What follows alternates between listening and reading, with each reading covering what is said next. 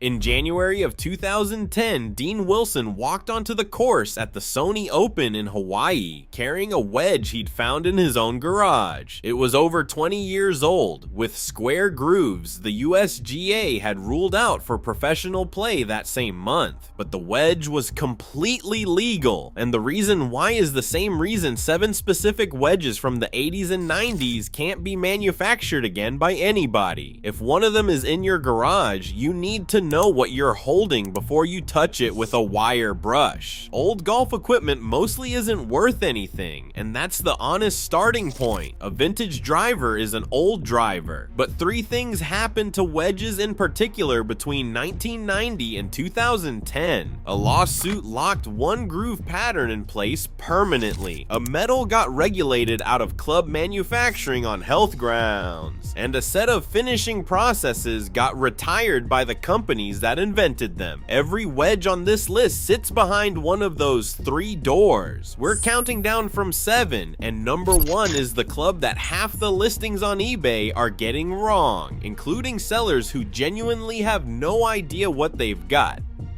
Number 7, the MacGregor Tourney forged wedges, and specifically the Don White Tour issue heads. If you grew up watching Jack Nicklaus, you know the MacGregor name. The part that usually gets skipped is where those clubs were actually built. MacGregor's forged heads came out of a plant in Albany, Georgia, and the man doing the finishing grinds on the tour wedges was Don White, a master club maker whose initials got stamped straight onto the sole of the heads he worked on.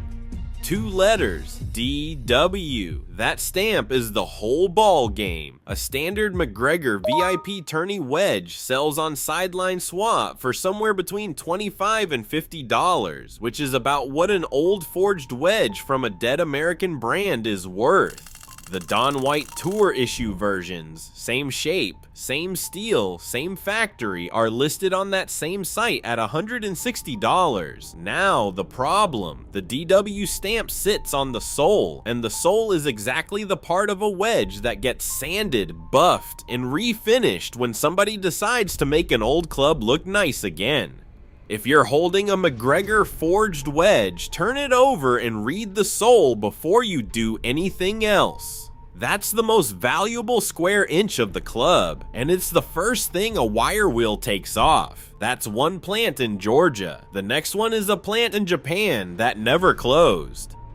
Number 6, the Mizuno MP-T series, grain flow forged in Hiroshima. Mizuno has been forging irons at the same facility in Hiroshima, Japan since 1968. The MP-T series wedges came out of that building. One-piece grain flow forged from a billet of 1025 mild carbon steel with the teardrop head shape tour players kept asking for. This one is different from the rest of the list, and I want to be straight with you about why. Mizuno never stopped. The current T24 wedges are forged in the same plant from 1025E Pure Select carbon steel, held to a tolerance Mizuno says is 6 times tighter than the industry standard. So the material isn't the scarce part, the grinds are.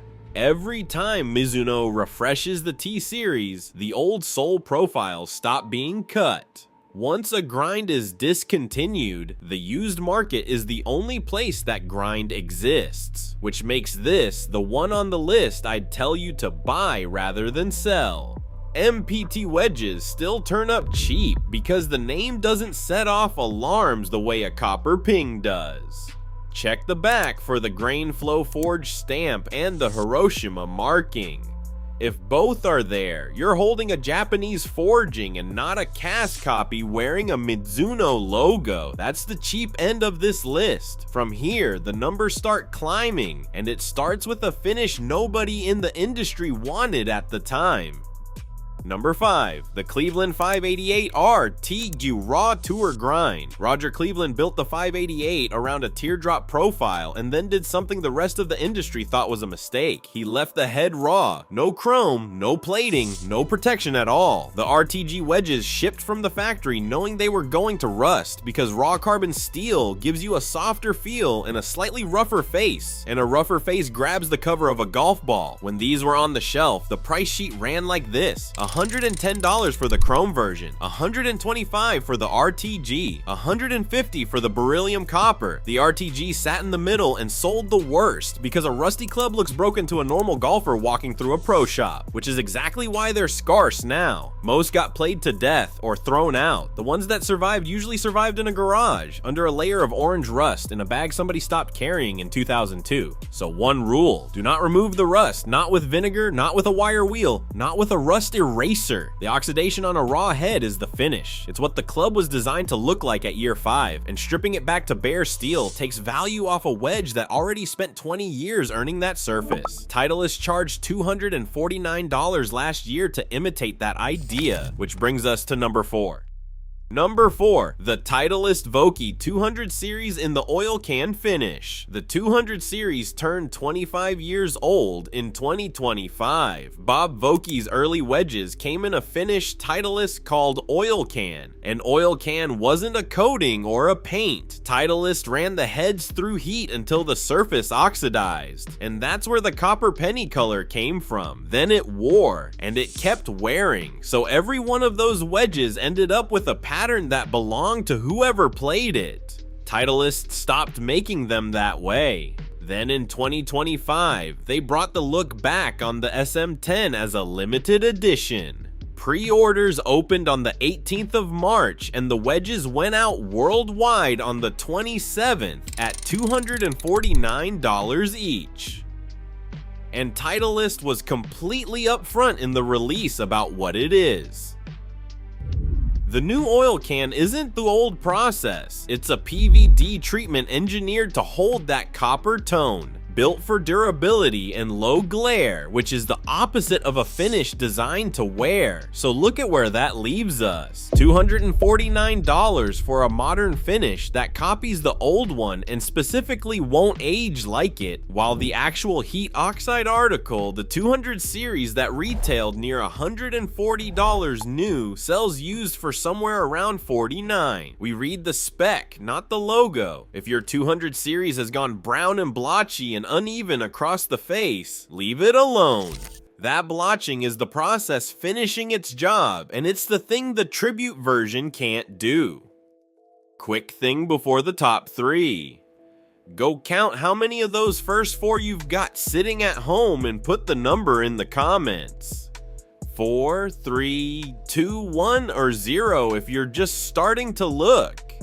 I read all of them, and if you'd rather stop paying $200 for cast wedges, subscribe, because I break down old gear specs every week. Keep number 1 in your head while we go, because that's the club sitting mislabeled in live listings today. Now number 3, where the metal itself became the problem. Number 3, the Cleveland 588 in beryllium copper. Beryllium copper is copper alloyed with a small percentage of beryllium, and it's a strange thing to hold. It's dense, it's soft at impact, and it goes from bright penny to deep chocolate brown as it oxidizes. Golfers who played it in the 90s talk about the feel the way people talk about a car they shouldn't have sold. Nobody builds clubs from it now, and the reason is worth knowing. Beryllium is listed as a Group 1 carcinogen by the International Agency for Research on Cancer. The finished club in your hand is inert.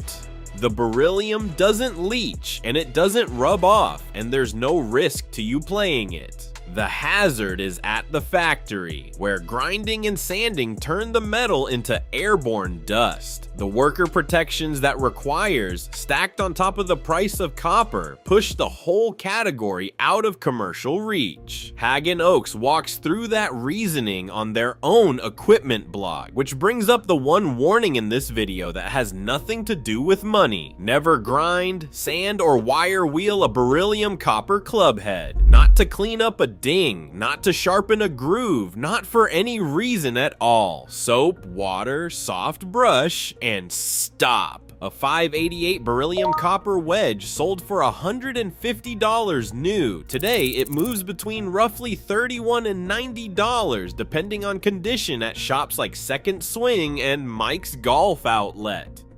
Number 2. The Ping Eye 2 Beryllium Copper Sand Wedge, made before April of 1990. This is the one with the lawsuit. In the 80s, Ping built the I-2 with square grooves, and the USGA decided those grooves were spaced too tightly and gave up too much spin.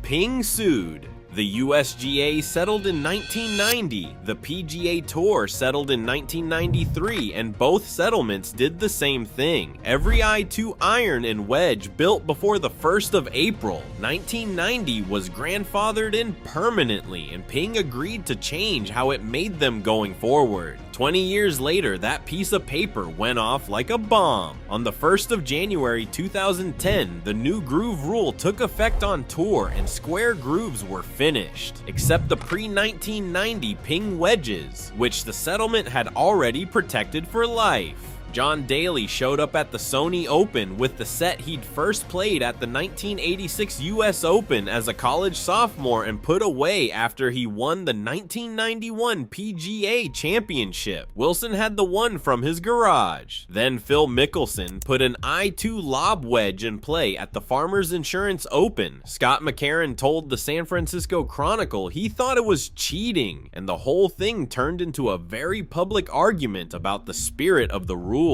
Daly told the Associated Press that plenty of guys were hunting them on eBay. Padraig Harrington was on the range working with 2 of them. Ping ended the argument by voluntarily waiving its own rights, effective the 29th of March 2010. But the waiver had a limit. It covered professional tour competition. It didn't touch you. And in 2024, the USGA confirmed the groove specification stays a model local rule, G2, which means it only applies where a committee actually puts it in place. So for a normal golfer at a normal course, a pre-1990 Ping Eye 2 square groove wedge is a legal club today. So how do you identify one? Ping publishes this themselves. Look at the top bar in the cavity, the line reading Karsten Manufacturing Corporation, Phoenix, Arizona, 85068. Hold the club the way it sits in your bag and read that text. If it runs toe to heel and reads right way up, you've got the square groove version, made from 1984 through March of 1990. If it runs heel to toe and reads upside down, that's the earlier V groove head from 1982 to 84. And if the club says I2 Plus anywhere on it, it was built from early 1990 onward, which puts it on the wrong side of the line. Ping serializes every club it makes and keeps those records for decades. Daly used to phone the factory and read them the serial number so they could confirm the build date. You can do the same thing with yours. A plain chrome I2 sand wedge sells for $20 to $60. The beryllium copper version, same head, copper alloy, runs about 99 to 130 on sideline swap and 105 at clubs and covers. That's a 35-year-old wedge holding its price against clubs built this season.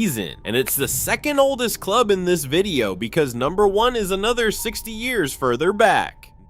Number 1, the Wilson R90, the Gene Sarazen sand iron. Every wedge in your bag descends from one club, and that club got built with a soldering iron in a house in Florida. In 1931, Sarazen was taking flying lessons from Howard Hughes.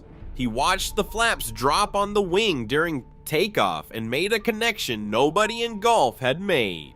He had Wilson send half a dozen Niblicks, the old name for roughly a 9 iron, to his home in Newport Richey, and he started soldering weight onto the soles until the club stopped digging into the sand and started sliding underneath the ball. That's bounce. He worked it out on his own kitchen table. He took it to the 1932 Open Championship and kept it hidden because he was convinced it would be ruled illegal if anyone got a proper look at it first. He won. Then he won the US Open the same year. Wilson put it into production in 1933 as the R90, and the face had punch marks on it instead of grooves. The original is at the USGA Museum in Far Hills, New Jersey. They put it through their own lab and published the numbers. 58.5 degrees of loft, 63 degrees of lie, 35 inches long, 13.5 degrees of bounce. Those figures would look completely ordinary in a wedge fitting today, more than 90 years later. And this is where the market gets it wrong. Wilson has reissued the R90 over and over.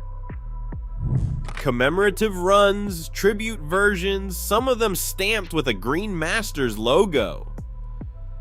Search eBay and you'll find listings describing a reissue as an original 1933 Gene Sarazen sand iron, and I don't think most of those sellers are lying to anybody. I think they honestly don't know, which means genuine pre-war examples, brown-coated shaft, correct stampings, sit in the same search results as the copies, at the same $35 and $40 prices as the copies. So if there's a heavy old sand iron in the family clubs with a brown shaft and a punch mark face instead of grooves, get it looked at properly before it ends up on a yard sale table for $2. And tell me in the comments what the oldest club in your family is, because those are exactly the bags these come out of.